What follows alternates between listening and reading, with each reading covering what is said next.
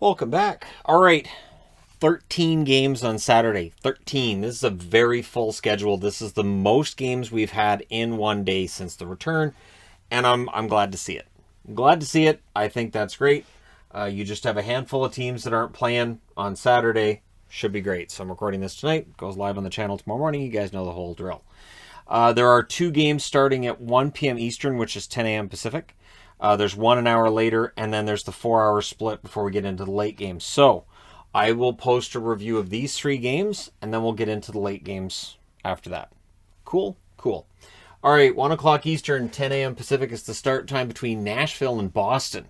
This should be a fantastic test for Boston, who've been pretty hot lately, but Nashville's been pretty hot too.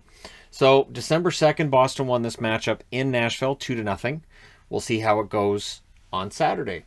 The record for Nashville, 24-12-2 over their last 10. They're 7-2-1. They did lose that last game at home against Buffalo. Should fire them up. For Boston, they're 21-11-2 over their last 10. They're 7-3, but they've won 4 in a row, so they're trying to make it 5. At home, they're 11-6-1. Away from home, Nashville's 13-6-2. So these are very, very strong records up against one another. Tanner Jeannot is getting a lot of attention. 12 goals, 11 assists, 23 points as a rookie. The 64 penalty minutes, also quite impressive to me. He's really capable of doing almost everything out there, right?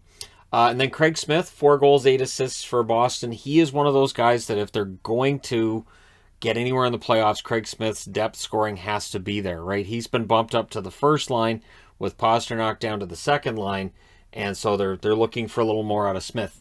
Also at 1 o'clock Eastern, 10 a.m. Pacific, the Vancouver Canucks in against Carolina. Vancouver's trying to sweep the season series. December 12th, Vancouver won at home against Carolina 2-1. But Vancouver's record is now 16-17-3. They're back below 500. Over their last 10, they're 7-2-1. They've lost 2 in a row. Florida and Tampa, and other in Carolina for an early game. Away from home, they're 8-10-2.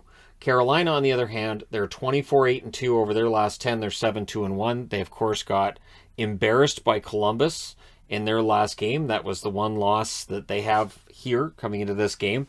I'm kind of nervous for Vancouver. This could be ugly. At home, they're 11-4-1. They're very good at home. Pettersson continues to be an enigma for the Canucks. 6 goals, 11 assists. I don't know how to break him out of this slump, but it is the longest slump of his career easily. It has been a miserable first half of the season for him. Now, on the other side of things, Vinny Trocheck for Carolina, I think's played quite well. His 7 goals and 15 assists, to me, I was surprised that he didn't have more. To be completely honest, I thought he would have more than that. So that's why Trocheck's on the board. Then at 2 o'clock Eastern, 2 p.m. Pacific, or 2 p.m. Eastern, 11 a.m. Pacific. There, we got it. The Washington Capitals in against the New York Islanders. This one's interesting. Washington 28-9 overall. That 9 is overtime and shootout losses. Over their last 10, they're 4-3-3. They lost their last game in regulation. Away from home, they're 10-4-4. So for Washington, they're getting the points, but it's not pretty. On the other hand, you've got the Islanders, who are 11-12-6. Over their last 10, though, they're 6-2-2, and they've won 3 in a row. So the Islanders are finally going in the right direction, but have they given up too much room for the 8 teams in the playoffs? We'll see. They need to win this one in regulation against Washington and hurt a division rival. So at home, the Islanders are now 5-5-3. So UBS Arena, finally they're 500 there. On the Washington side, I picked Garnet Hathaway as a player to talk about, 7 goals and 6 assists, because he only has 18 penalty minutes. He is in the midst of almost every disagreement on the ice. I'm surprised he only has 18 penalty minutes. And Beauvillier for the Islanders, 5 goals, 5 assists, 10 points. Very prominent and just not getting the puck in the net as he would want or would expect. So hopefully Beauvillier gets things going in the second half of the season. Although they've only played 29 games, so we're not even done the first half, nowhere near done the first half for the Islanders.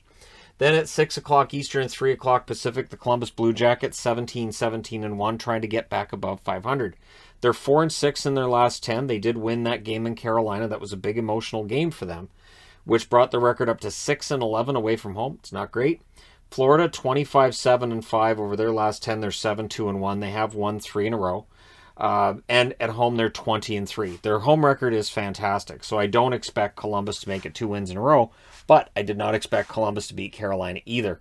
Nyquist has become quite a dynamic forward for Columbus. He's pretty much playing the way that he did in his best years. The 8 goals and 10 assists wouldn't tell you how well he's playing right now. On the Florida side, I've been impressed with Montour, and his 4 goals and 14 assists tell you he's had a under-the-radar kind of season too, because everybody pays attention to Weegar and Ekblad on that blue line. Montour's been very solid as well. Then at 7 o'clock Eastern, 4 o'clock Pacific, we get 4 more games starting. It's not an overwhelming night for me just on a personal level. I'm not going to have like 9 games on at the same time as I did last night. So 7 o'clock Eastern, 4 Pacific start time between Buffalo and Detroit.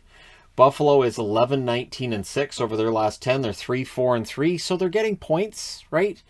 They did win their last game over Nashville. They're 5-8-4 away from home. Not a great road record. And at least they're playing against Detroit, a team they've played twice. Detroit won both games in overtime. November 6th, it was a 4-3 win for Detroit. November 27th, it was a 3-2 win for Detroit. So both games in overtime, Buffalo shown they can last with them, just they don't win in overtime. For Detroit, they're 16-17-5 over their last 10. They're 3-5-2. They lost their last game in regulation. At home, they're 12-6-2. On the Buffalo side, Skinner. 13 goals and 8 assists. He's had a very good start to the season. His first half has been solid. Like if he ends up, let's say he gets 27, 28, maybe 30 goals, I think that's considered a successful season for Skinner. Raymond, 10 goals, 20 assists, 30 points. Very hot start for Raymond. It's quieted down for him, but he's still getting opportunities. The puck will start going in the net again for him. We'll see when that takes place. 7 o'clock Eastern, 4 o'clock Pacific start time for Dallas in against Tampa. Dallas, their miserable road record, and now they're in Tampa. So 18-14-2. It's been a rough week for me watching Dallas and Vancouver. So Dallas now 5-5 in their last 10, because they almost always are. They lost their last game, which was tonight. And now away from home, they're 4-11-1. So that's why I'm not wearing Dallas gear, because I'm not delusional. On the Tampa side, they're 25-9-5 over their last 10. They're 6-3-1. They have won 2 in a row. And at home, they're 13-4-3. So very solid record for Tampa all around, which should surprise no one. Tyler Seguin, 9 goals, 4 assists for 13 points for Dallas. I look at his contract, and then I look at what Nichushkin's doing, and we'll talk about that when we get to Colorado. And it makes you wonder if they had decided to go crazy and say, well, just let Ben and Seguin go, we'll keep Nichushkin. I would have raved at the time, and not in a good way, but right now, if Nichushkin had performed that way and Seguin doing what he's doing now, but hindsight's 20/20, right? Corey Perry, 10 goals, 10 assists. He had a slow start, not slow now. He's on pace for a 20-goal season, and he's been very good. So watch for Corey Perry tomorrow in that game against Dallas. He did play for Dallas. He likes to play against teams he's played for before, so we'll see how many goals Perry scores against Dallas. 7 o'clock Eastern, 4 Pacific start time between the Rangers and the Flyers. This is their second meeting. On December 1st, the New York Rangers won this meeting 4-1. The Rangers are 24-10-4 over their last 10. They're 6-3-1. They did win their last game. They're 14-7-2 away from home. Very good on the road. For Philadelphia, it's been rough. 13-16-7 is the record over their last 10. They're 3-4-3. They did lose their last game in Boston, and at home they're 6-7-3. So they're not winning a lot on the road. They're not winning a lot at home. It's been rough.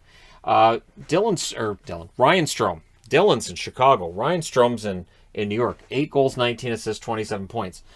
His ability to set up goals is fantastic. And so I wanted to talk about him a little bit because I think he gets overlooked with all the other players on the Rangers that are the stars and whatnot. On the Philadelphia side, Keith Yandle. Now, of course, he's got this games played streak. There were rumors going back to last year that Florida wanted to bench him and they couldn't because of the game played streak. I wonder how it is in Philly. So he's still got the streak, but he's got 13 assists this year, which is okay, but he's a -20. So the whole conversation with Yandle has been he's all offense, and the defense, it's just he hurts you when he's and he should probably be third pairing and maybe a healthy scratch here and there. But again, that games played streak means you cannot bench him. You cannot have him not in your lineup because you don't want to be the coach that took a guy out who's on an Ironman streak that could break the Doug Jarvis record. Then at 7 Eastern, 4 Pacific as well, the Toronto Maple Leafs in against St. Louis. Toronto 23-9-3 overall. Last 10, they're 6-3-1. They did lose their last game. Yes, it was against Arizona. And they're 9-5-2 away from home. They've got a good road record. St. Louis, on the other hand, 22-10-5. Over their last 10, they're 7-2-1. They've won 3 in a row. At home, they're 15-3-2. This is a really good test for Toronto. If Toronto reverses what happened in Arizona, if they go in and they win in St. Louis, the board I'm looking at right there, they should jump right back up. But it's been a rough week for them because some of the teams that were behind them have had pretty good weeks. So the one I want to talk about in Toronto is Matthews. 24 goals, 14 assists, 38 points. Should get 50 goals, no problem. The one thing with Matthews, of course, is, so what happens in the playoffs? What happens with Toronto in the playoffs? And we're getting to that point where, with the amount of time left in this contract, how long does this go on, right? So Matthews has had a very good year, and we'll see how things go from here. I want to talk about Thomas with the St. Louis Blues. 4 goals, 24 assists. Much the same as Strome with the Rangers. It's kind of easy to overlook Thomas if you don't watch the Blues because he just has the 4 goals, but those 24 helpers. Thomas has really become one of the better passers in the NHL. Very talented, very smart forward. And so the 4 goals, he would probably want a little bit more, but I think St. Louis takes that because there's other guys who can put the puck in the net. And again, Thomas's passing is fantastic. 8:30 Eastern, 5:30 Pacific start time between Anaheim and Chicago. Anaheim now 19-14-7. They've won 19 games out of 40. So it's definitely started to descend for them. Over their last 10, they're 3-5-2. They've lost their last 2 games in regulation. So this is definitely trending in the wrong direction for them. Away from home, they're 7-8-3. On the Chicago front, they're 14-18-5. Their last 10 games, they've been better than Anaheim. They're 4-3-3. They've won 3 in a row. So Chicago getting some wins.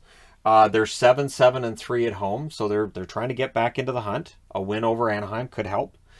Silverberg on the Anaheim side, 2 goals, just the 2. You would think he'd have at least 5 or 6, and 2.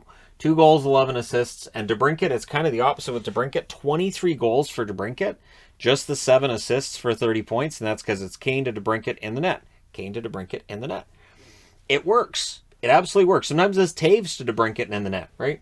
So DeBrincat's been fantastic. He's kind of keeping Chicago's offense going. And, maybe put him in bubble wrap when he's not on the ice because you want to make sure he plays every game. Then at 9 o'clock Eastern, 6 o'clock Pacific, the Colorado Avalanche meet Arizona for the second day in a row. Of course, Colorado won that game in a shootout tonight, 4-3.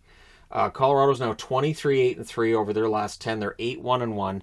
They have 1 win in a row, that win over Arizona, right? And that's after they had the overtime loss against Nashville. So Arizona, on the other hand, 8-23-4 over their last 10. They're 3-5-2, and they had the shootout loss against Colorado coming off of the win over Toronto. So away from home, Colorado not as good as they are at home, 8-6-2. Arizona's record is bad on the road and at home, pretty consistent, 4-12-1. On the Colorado side, there's Valeri Nichushkin, 21 games, 10 goals, 7 assists, 17 points. Remarkable how well he's playing for Colorado. On the Arizona side, 7 goals, 17 assists, 24 points for Gostisbehere, who you think has to be getting traded at the deadline. I think he's brought his value up. I think he's playing some of the best hockey he's played in years, and he's really been a focal point for an Avalanche or a Coyotes team that's been better over the last 20 games than I think people may realize because their overall record is pretty lousy. But some of these guys have brought up their stock going into the trade deadline when we get there. And so we'll see how many of these players end up going somewhere else. And Gostisbehere, I think, will get that opportunity. 10 o'clock Eastern, 7 o'clock Pacific start time in Edmonton, meaning it's 8 o'clock in Edmonton's time zone there. And they've got the Ottawa Senators. Ottawa, 10-18-2. Miserable record. But they're 6-3-1 in their last 10. Now, most of those games were played 6 years ago because they've been off for so long. But they did win in Calgary. They showed you can't take them lightly. They're now 5-9-2 away from home. It's not a good road record, but if Edmonton takes them lightly, there could be trouble. Edmonton's 18-4-2. They shouldn't be taking anybody lightly because they're 2-6-2 in their last 10 games. They've lost 2 in a row, but much like Ottawa, they haven't played in years. So that record doesn't really matter that much. They are 10-6 at home, but that record isn't as good as it was when they were 16-5 overall. Nick Paul, 6 goals, 2 assists. Had a couple of goals against Calgary. We'll see if he can carry that over into this game. We'll see if it makes a difference without Connor Brown, who got hurt during that game, and he's apparently week to week. So McDavid on the other side is going to be the one to watch because it's Connor McDavid, right? 19 goals, 34 assists, 53 points. He has feasted on the Senators before. We'll see if he does it again. 10 o'clock Eastern, 7 o'clock Pacific start time between LA and Seattle. LA 19-13-5 over their last 10. They're 7-3. They've won 3 in a row. Kings fans are getting excited. I'm okay with that, but I will say they're 6-5-3 away from home. We'll see on the road if they're as good as they were on that 5-2 homestand. Seattle's a good place to start. Seattle's 10-22-4 overall. Over their last 10, they're 1-7-2, and they've lost 5 in a row in regulation. It has been a rough time, and at home, they're not very good. 6-11-2. Kempe. So when the All-Star teams were announced, Kempe's name being in there confused some people, but he does have 16 goals. He's been a dynamic forward for the Kings. I understand why he's the Kings representative. 16 goals, 7 assists, 23 points. And I don't say that to defend him being there instead of guys like Kadri. I say that just because if you're going to put somebody there from the Kings, I think Kempe makes a lot of sense. On the Seattle front, Eberle. 12 goals, 12 assists, 24 points for Eberle. And we'll see whether or not he can get himself a goal against the Kings. For Seattle, they're playing for pride at this point, and we'll see if they're able to cobble together some wins, because that record over the last 10 is just miserable. Now, 10:30 Eastern, 7:30 Pacific, so a later start. San Jose's at home against Pittsburgh. So I'm wearing the Pittsburgh jersey. January 2nd, that game was very entertaining. 8-5 for Pittsburgh, and of course, Pittsburgh, ran up the score to 6-1 in the first, and then it became 6-5.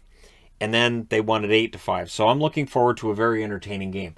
Because that one's 8-5, I'm guessing this one will be like a 1-0, 2-1 game, but I still think Pittsburgh has a chance because they are 25, 10-5 or 21-10-5, I should say, overall. Almost gave them 4 extra wins. 21-10-5 over their last 10. They're 8-2, and they got embarrassed in LA. So I expect them to bounce back in San Jose. Away from home, they're 11-5-3. Pretty solid road record. San Jose, 20-17-1 overall over their last 10. They're 5-5. It feels like San Jose and Dallas, every time I do previews with San Jose and Dallas, are always 5-5 in their last 10, which is okay, but you want to be above 500 to get some distance between yourself and other teams. In Dallas's case, you're trying to catch a playoff spot too. So yeah, we'll see what happens with San Jose at home against Pittsburgh. San Jose at home is 10-8-1, so they're okay at home, not a bad record, but they really need to make that home record.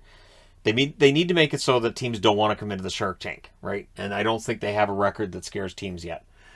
Jeff Carter, 11 goals, 9 assists, 20 points. Very good season for him so far as a Penguin. He had his welcome back to LA. They had a nice video package, but then they beat up the Penguins, so he didn't like that. So I wouldn't be surprised if Carter gets a goal tomorrow against San Jose. On the San Jose front, Carlson got off to a really good start. 8 goals, 14 assists at this point. It hasn't been, I don't know. For San Jose, I'm kind of on the fence as to whether or not I think they can stay in this race. And I think it's going to come down to Carlson, Burns, and how well they can drive the offense from the blue line as to whether or not they can stay in it. But let me know your picks in the comment section below as always. Don't forget to hit like and subscribe if you're browsing your way through. You just happened upon this video. Thank you guys so much for watching, for all your support. I will talk to you again soon.